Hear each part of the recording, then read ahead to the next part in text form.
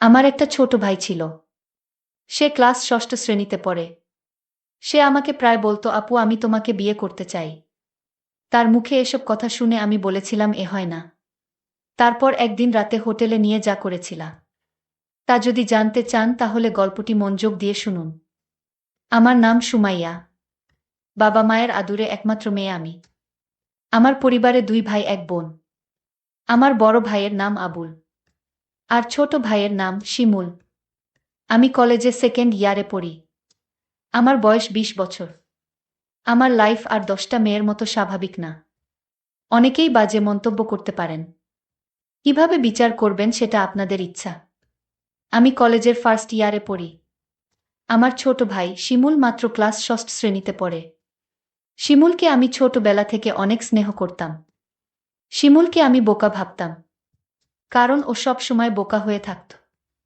আমরা দুইজন একই রুমে থাকি। শিমুল ভূতের গল্প পছন্দ করে। শিমুল যখন ছোট ছিল তখন আমি ওকে ভূতের গল্প পড়ে শোনাতাম। শিমুল ভূত এবং ভূতের গল্প ভয় পায়। শিমুলকে যখন ভূতের গল্প শোনাতাম তখন গল্প শুনে ভীষণ ভয় পেত, কিন্তু তারপরেও গল্পগুলো শুনত। কলেজে উঠার পর আমার মনটা সবসময় অস্থির হয়ে থাকত। কলেজের ছেলেগুলো সবসময় আমার পেছনে লেগে থাকত। আমি কাউকে পাত্তা দিতাম না, কারণ আগে মনে করতাম আমার পরিবারের সবাই খুব সম্মানিত। আমার উচিত আমার পরিবারের সম্মানটা ধরে রাখা। একদিন শিমুল কোনো এক ভূতের ছবি দেখে মোবাইলে। মুভি দেখে ও ভীষণ ভয় পায়। এতটা ভয় পায় যে নিজের বিছানায় একা ঘুমাতে ভয় পাচ্ছিল। শিমুল আমার কাছে এসে রিকোয়েস্ট করে যাতে আমি ওর সাথে গিয়ে ঘুমাই। আমি প্রথমে ওকে নিয়ে খুব হাসাহাসি করি, কিন্তু আমি দেখি ও সত্যিই ভয় পেয়েছে। কিছুতেই একা ঘুমাতে যাবে না। কিছু উপায় না পেয়ে আমি ওর সাথে শুতে গেলাম। আমার উদ্দেশ্য ছিল এই যে শিমুল ঘুমিয়ে পড়লে আমি নিজের বিছানায় ফিরে আসব। অনেকক্ষণ হয়ে গেলে আমি ভাবলাম শিমুল ঘুমিয়ে পড়েছে। নিঃশব্দে ওর বিছানায় ছেড়ে নিজের বিছানায় চলে এলাম। কিছুক্ষণ পর শিমুল ঘুম থেকে উঠে বসে। আমি দৌড়ে নিজের বিছানায় ছেড়ে ওর কাছে গেলাম। ও ভয়ে চিৎকার করছে। আমি শিমুলকে বললাম, কি হয়েছে তোর? শিমুল বলল, আপু তুমি আমাকে রেখে অন্য রুমে চলে গেলে কেন? আমি একা একা থাকতে ভয় পাই। তাছাড়া আমি ভূতকে বেশি ভয় পাই। ও কান্না করা শুরু করছে। আমি শিমুলকে সান্ত্বনা দিয়ে বললাম, লক্ষ্মী ভাই আমার, তুই আর কাঁদিস না। আমি কথা দিলাম কাল থেকে তুই আমার রুমে একসাথে ঘুমাবি। সত্যি বলছো আপু, কাল থেকে আমি তোমার রুমে ঘুমাবো? হ্যাঁ সত্যি বলছি। আমার ভাই একা একা রুমে ভয় পেয়ে কষ্ট পাবে, এটা আমি চাই না। আমি বুঝতে পারলাম ও ভীষণ ভয় পেয়ে আছে। আমি কোনো উপায় দেখলাম না। শিমুলের পাশে শুয়ে পড়লাম। শিমুল কিছুক্ষণ পরে ও চিৎকার মেরে উঠল। আমি বললাম, কি হয়েছে শিমুল? শিমুল বলল, আপু আমি ভূতের স্বপ্ন দেখেছি। শিমুল তখন ভয় পেয়ে গেল। আমি বললাম, আমি তো তোর পাশে আছি। শিমুলকে আমি যতখানি বোকা ভেবেছিলাম আসলে সে ততখানি বোকা না। এখন থেকে প্রতিরাতে শিমুল আমার রুমে ঘুমায়। একদিন রাতে শিমুল আমাকে এমন একটা কথা বলল যা শোনার পর আমার দম বন্ধ হয়ে আসছিল। ও আমাকে বলল, আপু তুমি অনেক সুন্দর। আপু আমি তোমাকে বিয়ে করতে চাই। আমি বললাম, বোকা তুই এসব কি বলছিস? আমরা বিয়ে করতে পারবো না। কেন আমরা বিয়ে করতে পারবো না? আমি বললাম, কারণ আমরা ভাই বোন। শিমুল জিজ্ঞাসা করল, ভাই বোন হলে কেন বিয়ে করতে পারবে না? আমি বললাম, যাদের মাঝে রক্তের সম্পর্ক আছে তারা একে অপরকে বিয়ে করতে পারে না। ধর্মে নিষেধ আছে, না মানলে পাপ হয়। শিমুল বলল, নবী আদমের যুগে তো তারা বিয়ে করেছিল। শিমুলের কথা শুনে চমকে উঠি। শিমুলকে জিজ্ঞাসা করি, কে ওকে বলেছে এসব? শিমুল বলল, ওকে কেউ বলেনি। ও নিজে অন্য একজনের কাছ থেকে জেনেছে। শিমুল আমায় বলল, আপু যদি বিয়ে করতে না পারো তাহলে আমি তোমার কাছে একটা কিছু চাইব। আমি বলেছিলাম, কি চাইবি বল। আমার কাছে থাকলে অবশ্যই তোকে দিব। শিমুল বলল, আপু আছে তোমার কাছে, তুমি প্রমিস করো দিবে। আর যদি তোমার কাছে না থাকে তাহলে আমার কোনো আপত্তি নাই। আপু আরও একটি কথা বলতে চাই তোমায়, তুমি কি জানো? আবুল ভাই প্রতিদিন রাতে মায়ের ঘরে যায় এবং কি করে তা কি তুমি জানো? আমি শিমুলের প্রতিটা কথা শুনে আমার বিরক্তবোধ লাগছে। আমি শিমুলকে বললাম, আবুল প্রতিদিন রাতে মায়ের ঘরে গিয়ে কি করে বলতো? তখন ও যা বলল, আপু বাবা মায়ের সাথে যা করে দাদাও তা করে। আমি বললাম, তুই কিভাবে দেখলি? আমি আপুকে বললাম, তোমার বিশ্বাস হচ্ছে না। আমি ওর কথা বিশ্বাস করতে পারছি না। কারণ ও ছোট। আমার সাথে কখনো মিথ্যা বলেনি। কিন্তু নিজের চোখে না দেখলে বিশ্বাস করা যাচ্ছে না। আজ বাবা বাড়ি নেই। শিমুলকে বললাম, আজ বাবা বাড়ি নেই, আজও আবুল দাদা মায়ের ঘরে গিয়েছে কিনা। শিমুল বলল, ও আবুল দাদাকে মার ঘরে ঢুকতে দেখেছে। আমি সিদ্ধান্ত নিলাম আবুল মায়ের ঘরে গিয়ে কি করে তার রহস্য জানতে হবে। আবুলকে নিয়ে মায়ের ঘরের সামনে গেলাম। মায়ের ঘরের দরজা ভেতর থেকে লক করা। আমি কি জানালার দিয়ে চোখ রাখলাম। এ দৃশ্য দেখার পর শিমুলের কথা শতভাগ বিশ্বাস করলাম। শিমুল আমাকে বলল, মা আর দাদা এই ঘরে কি করে? আপু আপু তখন রাগান্বিত হয়ে বলল, কি করে সেটা আমার মুখ দিয়ে বলতে হবে নাকি? তুই দেখিসনি? তুই কি অন্ধ নাকি? আমি আপুকে বললাম, আপু তুমি আমার সাথে রাগ করছো কেন?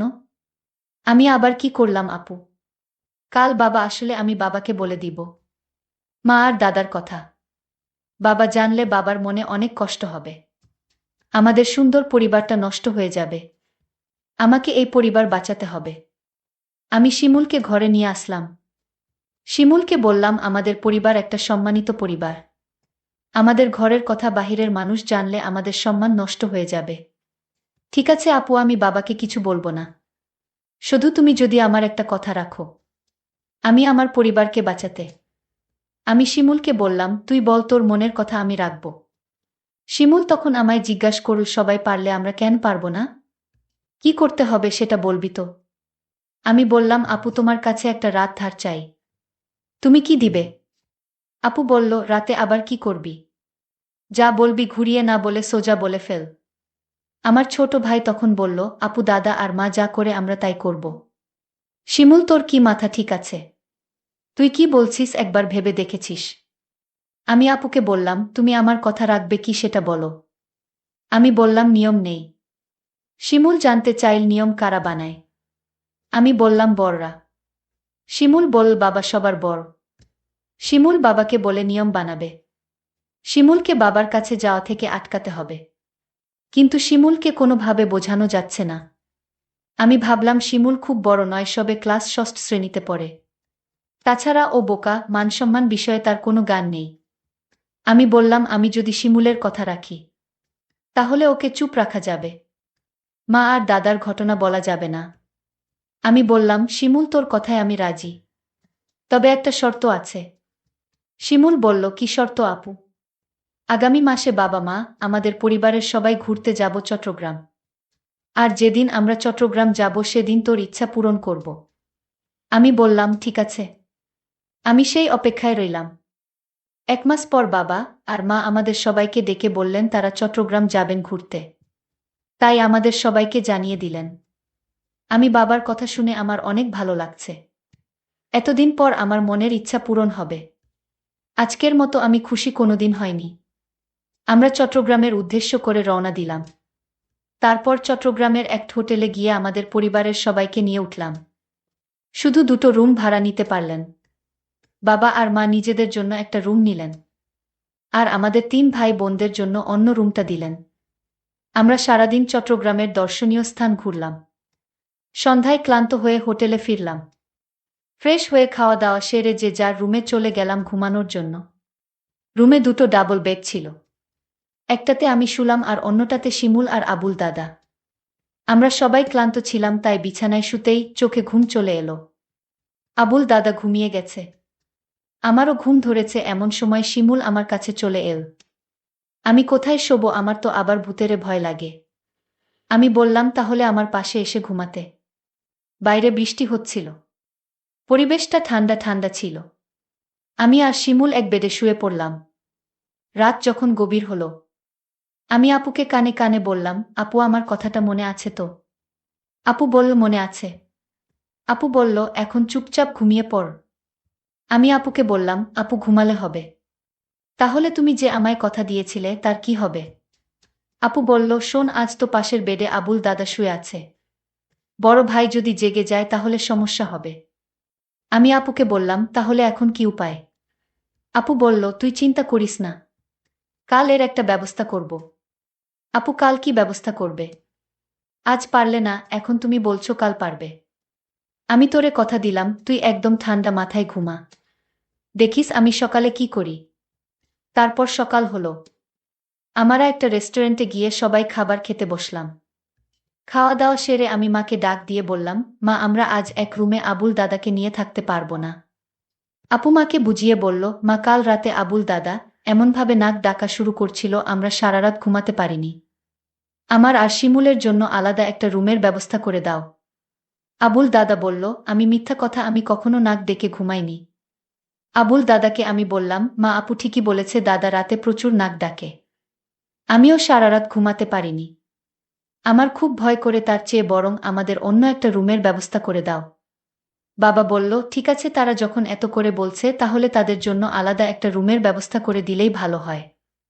আমি বাবার কাছে গিয়ে বললাম, অনেক অনেক ধন্যবাদ বাবা। বাবা তখন আমার আর আপুর জন্য আলাদা একটা রুম ভাড়া নিল। আমরা সবাই রাতের খাবার খেয়ে প্রত্যেকের রুমে গিয়ে শুয়ে পড়লাম। আমি আর আপু আলাদা একটা রুমে গিয়ে শুয়ে পড়লাম। রুমের বেড এত ছোট ছিল যে দুজন থাকা খুব কষ্ট হচ্ছিল। হঠাৎ দেখলাম আপু ঘুমিয়ে গেল। আমি আপুকে ডাক দিয়ে বললাম, এই আপু তুমি ঘুমিয়ে গেলে। আমি আপুকে জোরে জোরে ডাকতে লাগলাম। আপু আমার কথা শুনছে না। আমি রাগান্বিত হয়ে আপুকে বললাম, আপু তুমি উঠছো না কেন? কিছুতেই আপু আমার কথা শুনছে না।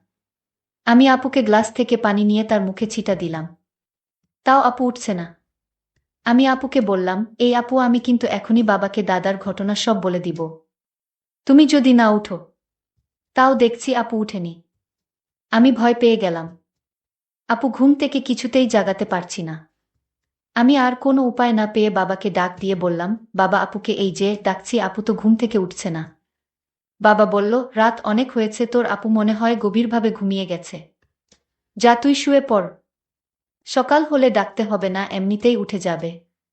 আমি বাবাকে বললাম, বাবা তুমি বিষয়টা বুঝতে পারছো না। আমি আপুকে পানি ছিটা দিলাম তাও তো উঠছে না।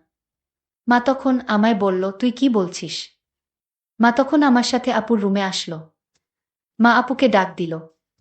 কোনো সাড়া নেই। মা তখন চিৎকার করে উঠল। মা কান্না করা শুরু করে দিল। আমার মেয়ে আর বেঁচে নাই। ঘুমের ঘরে মরে গেছে। আমার কি সর্বনাশ হয়েছে। সবাই রুমে আসলো আর চিৎকার করে কান্না করতে লাগলো। কিন্তু আমার মনে সন্দেহ হচ্ছিল না। না, আপু এভাবে মরতে পারে না। আমি এসব ভাবতে ভাবতে আপুর বিছানায় একটা চিঠি লক্ষ্য করলাম। চিঠিটা আমি খুলে পড়তে শুরু করলাম। চিঠিতে লেখা ছিল, শিমুল ভাই আমার, তুই আমাকে ক্ষমা করে দিস। আমি তোর কথা রাখতে পারিনি। কারণ দাদার ঘটনা দেখার পর থেকেই আমার মন থেকে বাঁচার ইচ্ছা চলে গেছে। সেদিনেই আমি সিদ্ধান্ত নেই, এই পরিবারে আমি বেঁচে থাকতে পারবো না। কারণ যেই পরিবারের সম্মান থাকে না, মায়ের কার্যকলাপ আমার কাছে ভালো লাগে না। আর তোকে আমি মিথ্যা আশা দিয়েছিলাম। কারণ আমি চেয়েছিলাম দাদা আর মায়ের বিষয়টা কেউ না জানুক। কিন্তু তুই বারবার আমায় বলছিলে তোর কথা যদি আমি না রাখি তাহলে দাদা আর মায়ের কথা তুই বাবার কাছে বলে দিবি। আর আমি কোনো পাপ করতে চাইনি। তার চেয়ে বরং আমি উপারে চলে যাই। তুই যদি সত্যি তোর আপুকে পরকালে ভালো রাখতে চাস তাহলে দাদা আর মায়ের কথা কিছুতেই বাবাকে বলিস না। আমি আপুর চিঠির লেখা পড়ে আমি চিৎকার করে কান্না করছি আর বলছি, আপু তুমি একবার উঠে আসো, আমি আর কোনোদিন তোমাকে কিছু বলবো না। তাও তুমি উঠে আও। কিন্তু মানুষ মরে গেলে কি আর জীবিত হয়? প্রিয় বন্ধুরা, আজকের গল্পটি কেমন লাগলো তা কমেন্ট করে জানাবেন। ধন্যবাদ।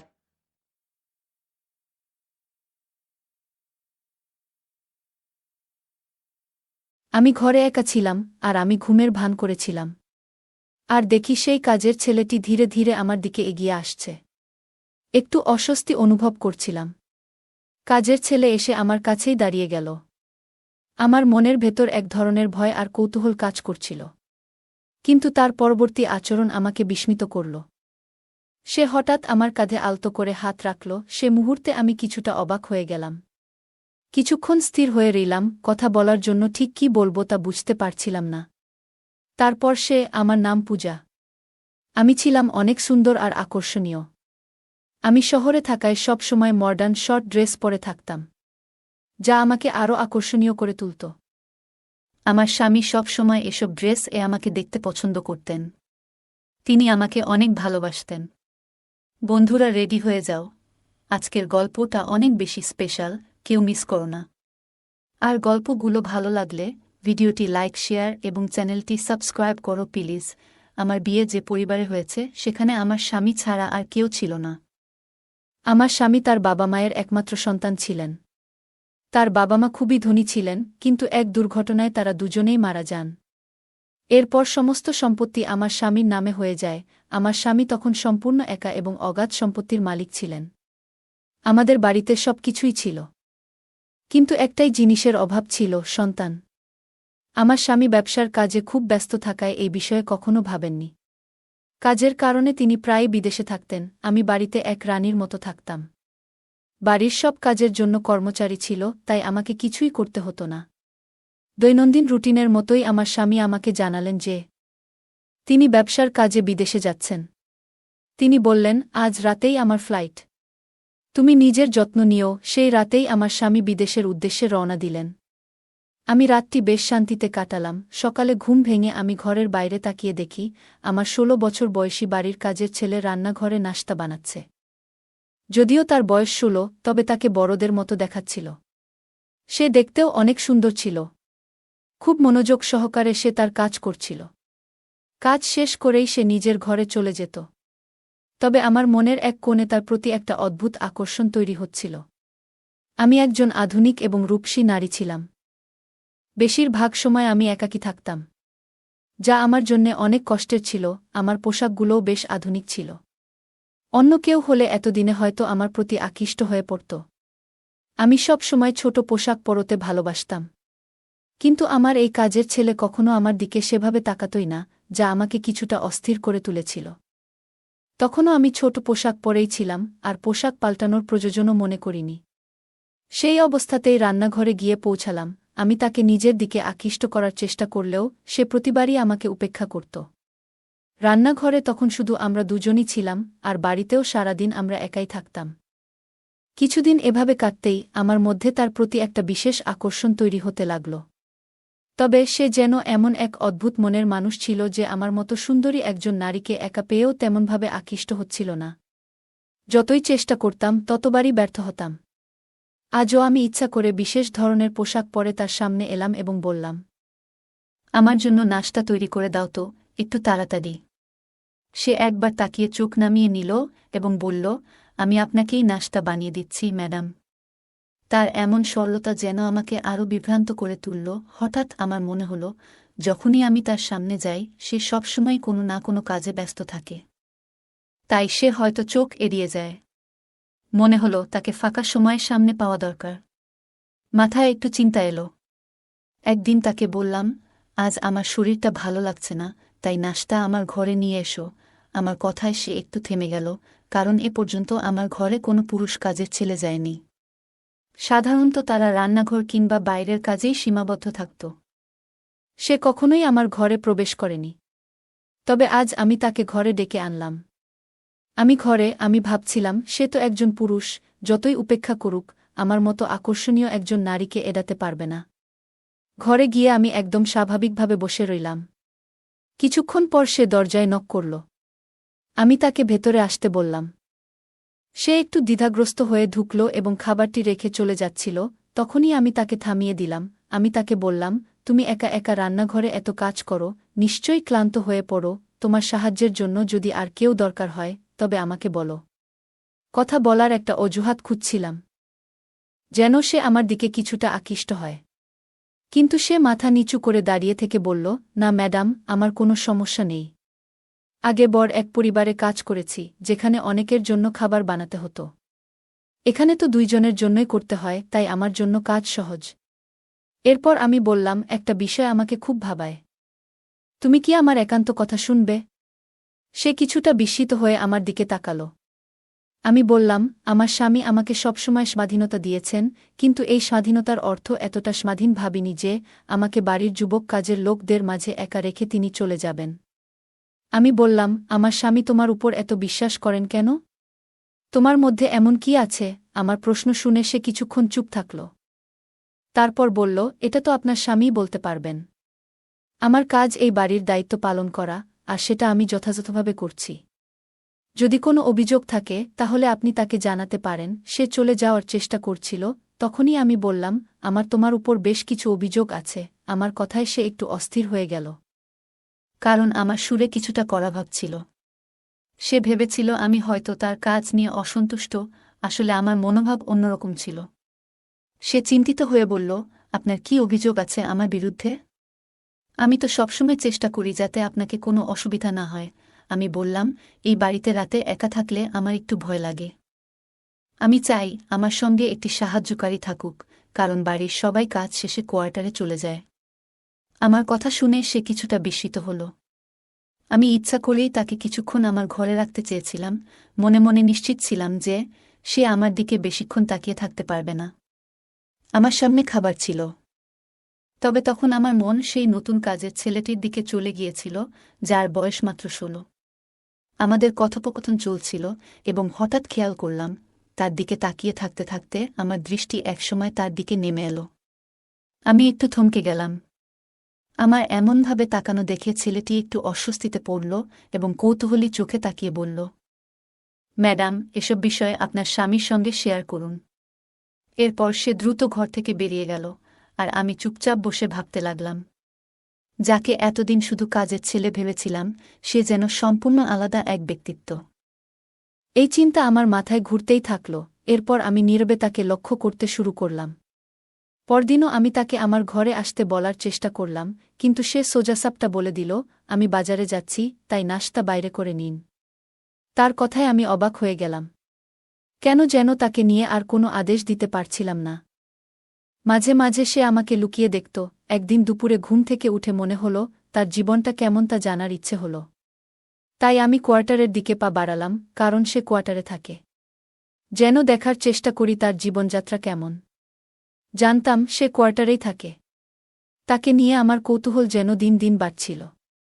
আমি তখন কোয়ার্টারের দিকে এগোচ্ছিলাম, হঠাৎ দেখলাম সে ধীরে দরজা বন্ধ করছে।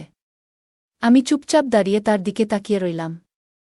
এরপর সে বাড়ির দিকে পা বাড়াল এবং সোজা আমার ঘরের দিকে হাঁটতে লাগল। সে আস্তে করে আমার ঘরের দরজা খুলল এবং ভেতরে ঢুকে গেল। আমার মন আতঙ্কে ভরে উঠল, কারণ সে নিশ্চয়ই বুঝে যাবে আমি ঘরে নেই। দ্রুত রান্নাঘরে গিয়ে লাইট জ্বালিয়ে পানির জগে পানি ভরতে লাগলাম। কিছুক্ষণ পরে সে আমাকে খুঁজতে খুঁজতে রান্নাঘরে চলে এলো। আমাকে দেখে বলল, আপনি এখানে? আপনাকে ঘরে না দেখে একটু চিন্তিত হয়ে পড়েছিলাম। আমি তাকে দেখে বললাম, তুমি কেন আমার ঘরে আমাকে খুঁজতে গিয়েছিলে? আমার প্রশ্নে সে হঠাৎ অপ্রস্তুত হয়ে গেল এবং গলা সামলে বলল, আসলে পানি নেওয়ার জন্যই গিয়েছিলাম। আজ জগে পানি রাখা ভুলে গিয়েছিলাম, তাই ভাবলাম একটা বোতল দিয়ে আসি। আমি তার দিকে তাকিয়ে রইলাম, কারণ আমি তো পানির জগটা আসলে শুধু একটা অজুহাত হিসেবে ব্যবহার করছিলাম। আমার ঘরে পানি আগে থেকেই ছিল। এরপর সে নীরবে নিজের কোয়ার্টারের দিকে ফিরে গেল। আর আমিও ঘরে ফিরে এসে দরজা বন্ধ করে চিন্তায় মগ্ন হয়ে রইলাম। এতদিন তাকে শুধু একজন কাজের ছেলের মতো দেখেছিলাম, যে সবসময় নিজের কাজ করত আর আমার সঙ্গে আমার চোখা এড়িয়ে চলত। একবার তো সে আমার ঘরে আসতে সরাসরি মানাও করে দিয়েছিল। তবে আজ হঠাৎ সে আমার ঘরে কেন এসেছিল? তার এই আচরণে আমি বিভ্রান্ত হয়ে পড়লাম এবং সারারাত এসব ভেবে কাটালাম। সে লিখিয়ে আমার ঘরে আসত আর আমি সেটা জানতামই না। পরদিন সকালেও এই বিষয়টি নিয়ে আমি চিন্তায় ছিলাম। তাকে তখন সম্পূর্ণ অন্যরকম একজন মানুষ মনে হচ্ছিল। সে আজও আমার সামনে সেই একই শান্ত দৃষ্টিতে তাকিয়েছিল। এখন সে প্রায় আমার দিকে তাকিয়ে থাকে। সে মাথা নিচু করে নম্রভাবে কথা বলছিল এবং আমাকে খাবার দিয়ে আবার ঘরের কাজে মন দিল। রাত নামল আর আমি সারারাত এপাশোপাশ করেই কাটালাম। সিদ্ধান্ত নিয়েছিলাম, এবার যদি সে আমার ঘরে আসে, তাহলে আমি প্রশ্ন করব, তার আসল উদ্দেশ্য জানতে চাইব। আমার মনে হচ্ছিল, রাতে আমি ঘুমিয়ে পড়লে সে ঘরে ঢুকে কেন আসে। কিছুক্ষণ পরই দরজার কাছে পায়ের শব্দ পেলাম। সঙ্গে সঙ্গে আমি ঘুমের ভান করে পড়ে রইলাম। কিছুক্ষণ পর দরজা খুলে সে ঘরে ঢুকল। তার এভাবে ঘরে আসা আমাকে অস্বস্তিতে ফেলে দিল। সত্যি বলতে আমি খারাপ চরিত্রের কেউ নই, তবে তাকে নিয়ে এক অদ্ভুত আকর্ষণ অনুভব করছিলাম, তাই তার মনোযোগ পেতে চেষ্টা করছিলাম। কিন্তু কখনোই মনে করিনি সে আমার সম্মানহানি করবে বা আমার একাকিত্বের সুযোগ নেবে। আমি ঘরে একা ছিলাম আর তাকে ধীরে ধীরে আমার বিছানার দিকে এগিয়ে আসতে দেখে আতঙ্কিত হয়ে পড়লাম। স্বামীর উপর হতাশা কাজ করছিল, কিভাবে সে আমাকে একা এখানে রেখে অচেনা লোকের উপর এতটা বিশ্বাস করতে পারল। কাজের ছেলেটি আমার বিছানার কাছে এসে থেমে গেল। আমার বুকটা আতঙ্কে ধকধক করতে লাগল, কিন্তু তার পরবর্তী আচরণ আমাকে অবাক করল। সে হঠাৎ আমাকে এমনভাবে স্পর্শ করল যে আমি কিছুটা বিস্মিত হয়ে পড়লাম। এক মুহূর্ত স্থির হয়ে থাকলাম, কোনো কথা বললাম না, আর কিছুক্ষণের মধ্যেই সে চলে গেল। পরের দিন মনটা যেন অদ্ভুত এক অনুভূতিতে ভরে ছিল, বারবার সেই ঘটনার কথা মনে পড়ছিল। কিছু সময় পর, যখন সে আমার কাছে খাবার নিয়ে এল, আমি নিজের ভাবনা গুছিয়ে নিলাম। তাকে দেখে আমার ভেতরে এক অজানা ভয় কাজ করল। আমার প্রতিক্রিয়া দেখে সেও কিছুটা থমকে গেল। আমি তাড়াতাড়ি বললাম, আমার এখন খিদে নেই, তুমি খাবার রেখে যাও, আমি পরে খাব। এটা বলে আমি তাড়াতাড়ি নিজের ঘরে চলে এলাম। এখন আর আগের মতো স্বাভাবিক থাকতে পারছিলাম না। তার আচরণ বারবার মনে পড়ছিল। পরের রাতেও সে একইভাবে আমার ঘরে এলো এবং আমার বিছানার কাছে এগিয়ে এলো। আমি ঘুমের ভান ধরে পড়ে রইলাম। যদিও মনে মনে তার সাথে প্রশ্ন করতে চাইছিলাম, কিন্তু আমার মধ্যে যেন সেই সাহসটা খুঁজে পাচ্ছিলাম না। প্রতিদিন একই ঘটনা ঘটতে থাকল, আর যখনই আমার স্বামী ফোন করত, আমি সব ঠিক আছে বলেই কাটিয়ে দিতাম। কিন্তু দিন দিন আমার অস্বস্তি বাড়তে লাগল। সে লুকিয়ে আসত আর আমার কাছে এসে চুপচাপ দাঁড়ায় থাকত এবং পরে চলে যেত। মনে হতো তার মধ্যে এক অদ্ভুত রহস্য লুকিয়ে আছে, যা আমি জানতাম না। এক রাতে সে আবার আমার ঘরে ঢুকল এবং সে চলে যাওয়ার পর আমি আস্তে করে উঠে তার পেছনে এগোলাম। লক্ষ্য করলাম সে বাড়ির বাইরে কোয়ার্টারে না গিয়ে গেটের দিকে এগোচ্ছে। এ দৃশ্য দেখে আমি একটু ভয় পেয়ে গেলাম। রাতের এ সময় সে কোথায় যাচ্ছে? আমি সারা রাত অপেক্ষায় কাটালাম, কিন্তু সে আর ফিরল না। তার এসব অদ্ভুত আচরণে আমার ঘুম উড়ে গেল। অপেক্ষা করতে করতে ভোর ৫টা নাগাদ দেখলাম সে ঘরে ঢুকছে। তার পরনে থাকা কাপড়ে লাল দাগ দেখা যাচ্ছিল, যেন খুব ক্লান্ত ছিল। দ্রুত কোয়ার্টারের দিকে যেতে শুরু করল, আর আমি অবাক হয়ে ভাবতে লাগলাম, সে সারা রাত কোথায় ছিল? তার এই রহস্যময় আচরণ আমার মনে ভীতি ও সন্দেহের সৃষ্টি করল। সে তো আমার কাছে কেবল একজন তরুণ চাকর, কিন্তু তার এমন অদ্ভুত আচরণে তাকে নিয়ে আতঙ্কিত হচ্ছিলাম।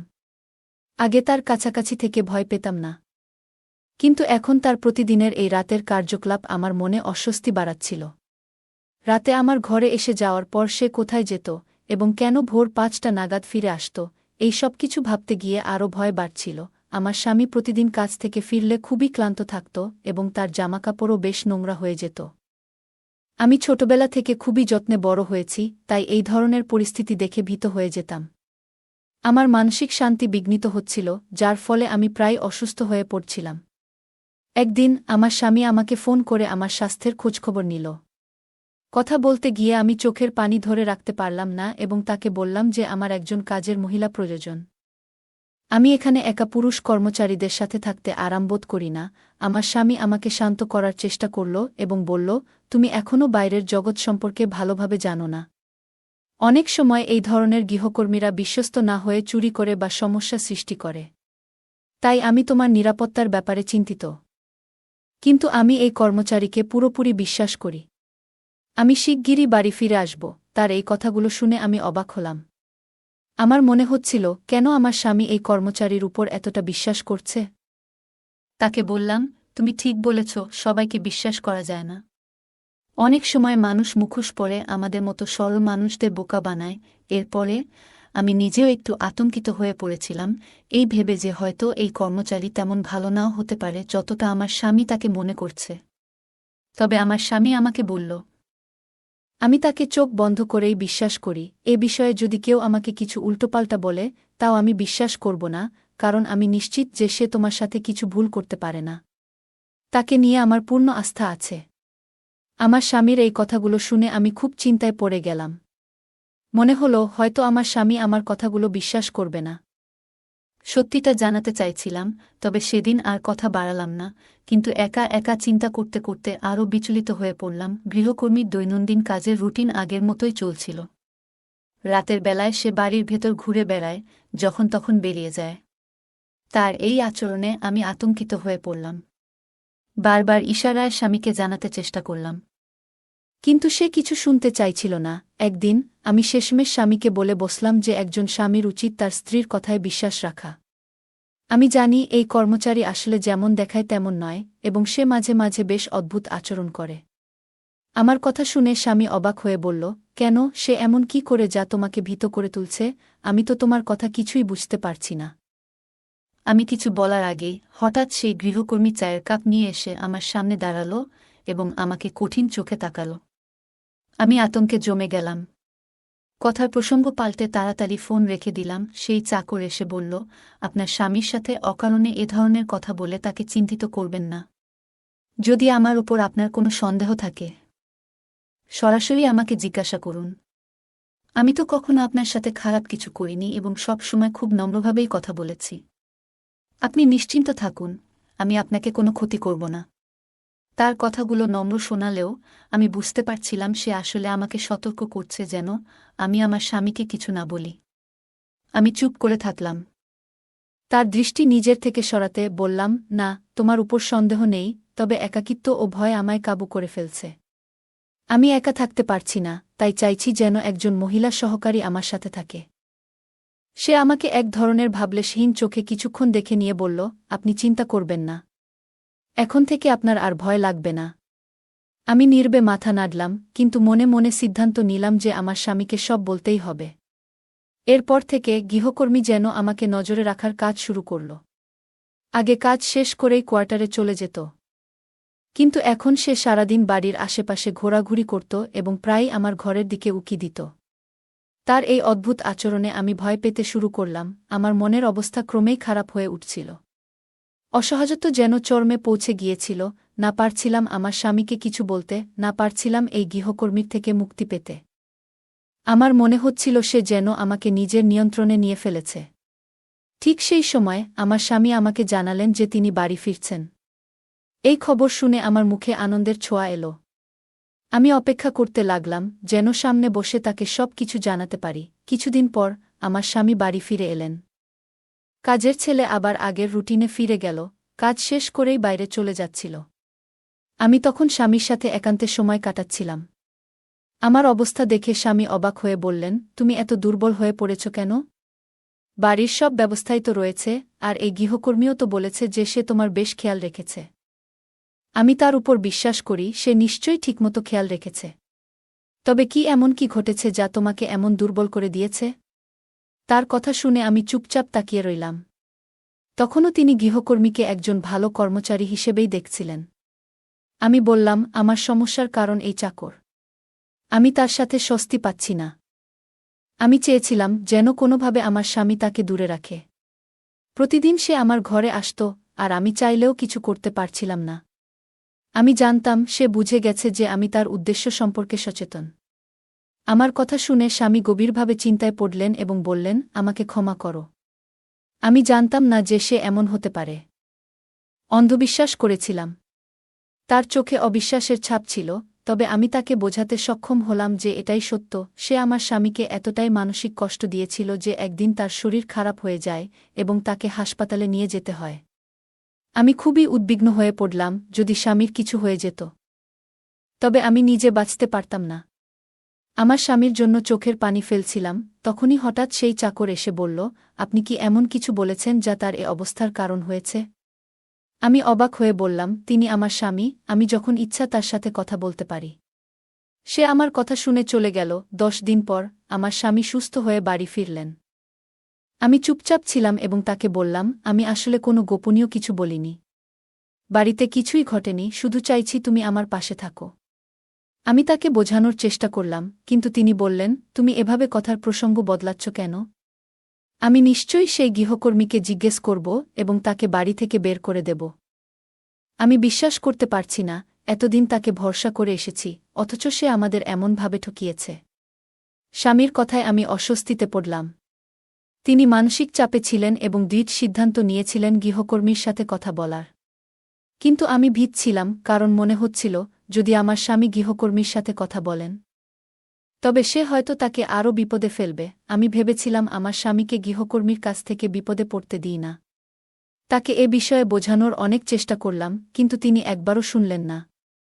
একদিন স্বামী আমাকে শপিংয়ে পাঠালেন, আর আমি চিন্তায় পড়ে গেলাম, এতক্ষণে তিনি হয়তো চাকরটির সাথে একাই কথা বলছেন। মনের অস্থিরতায় শপিং বাদ দিয়ে তৎক্ষণাৎ বাড়ি ফিরলাম। ঠিক যেমন ভাবছিলাম, স্বামীর ঘর থেকে তর্কাতর্কির আওয়াজ শোনা যাচ্ছিল। আমার স্বামী খুব রেগে গিয়ে গৃহকর্মীকে কিছু বলছিলেন।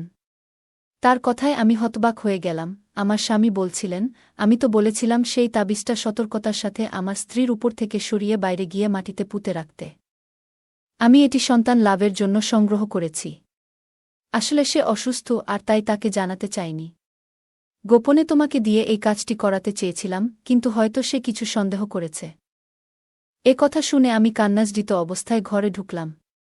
এতদিন ধরে স্বামী আমাকে বলেছিলেন যে তার নিজেরই শারীরিক অসুস্থতা আছে, তাই সন্তান হচ্ছে না। কিন্তু আসল সত্যি ছিল, অসুস্থ ছিলাম আমি। আমার অসুখ এমন যে চিকিৎসার পাশাপাশি বিশেষ পদ্ধতির দরকার। এজন্যই তিনি আমার অসুখের কথা গোপন রেখেছিলেন, যাতে আমি মানসিকভাবে ভেঙে না পড়ি। আমার স্বামী আমাকে অনেক ভালোবাসতেন, আমার স্বামী কখনোই আমাকে মানসিকভাবে ভেঙে পড়তে দেননি। প্রতিদিন গৃহকর্মীটি সেই তাবিজটি আমার শরীরের উপর দিয়ে নিয়ে বাইরে ফেলে আসত, যেন আমার অসুস্থতা দূর হয়। এই সত্যি জেনে আমি লজ্জায় মাথা নিচু করে কাজের সেই ছেলের কাছে ক্ষমা চাইলাম। এরপর আমি ডাক্তারের পরামর্শে চিকিৎসা করালাম এবং কয়েক বছর পর আমার মা হওয়ার সুসংবাদ এল। এখন আমি ও আমার স্বামী আমাদের সেই বিশ্বস্ত কাজের লোক একসাথে সুখেশান্তিতে জীবন কাটাচ্ছি। বন্ধুরা, যদি এই গল্পটি ভালো লেগে থাকে তাহলে দয়া করে ভিডিওটি লাইক করুন এবং আমাদের চ্যানেলটি সাবস্ক্রাইব করুন। পাশে থাকা বেল আইকনটি প্রেস করুন, যাতে করে আমরা যখনই নতুন ভিডিও আপলোড করি তার নোটিফিকেশন সবার আগে আপনার কাছে পৌঁছে যায়। ধন্যবাদ, দেখা হবে আমাদের পরবর্তী ভিডিওতে।